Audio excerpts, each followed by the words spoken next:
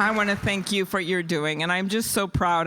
My husband's here with me tonight, and thinking about all the work my dad did and all the work you did. And what some people don't know, when our daughter was born, she actually couldn't swallow, and for a whole year she was fed with a stomach tube, and no one really knew what was wrong. And I met some people earlier from Children's Hospital, and they pretty much saved her life at Children's Hospital. But that whole time, we didn't actually know if she had a developmental disability. We didn't know what was wrong, and it turned out that she didn't have a disability, and that she eventually outgrew the swallowing problem. But when I think back to that time, it was a gift. It was a gift because it made me understand, just for a little bit of time, what parents go through.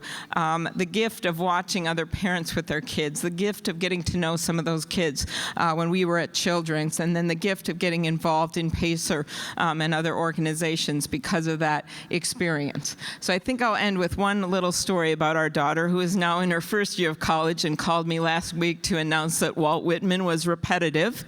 So she's doing quite fine. But this happened when she was very young. She was 4 years old, and she was in the church play, and she was to play the angel. And we were sitting in the pews, and she would not go out to practice. And I said, "Why won't you go out there?" And she said, "Well, I want to be the donkey." And I said, "No, those two kids, Timmy and Joey, those teenagers, they're really hot. They're donkey suit." I said, "They're the donkey." She said, "Well, then I want to be Mary." I said, "No, Mary's 14, and you cannot be Mary. You are the angel. You have the coolest part in the whole thing. You get to go out at the end and spread your wings. I don't understand why you don't want to go out." She finally looked way to the top of the church, and she said, "Mom, I don't know how to tell them.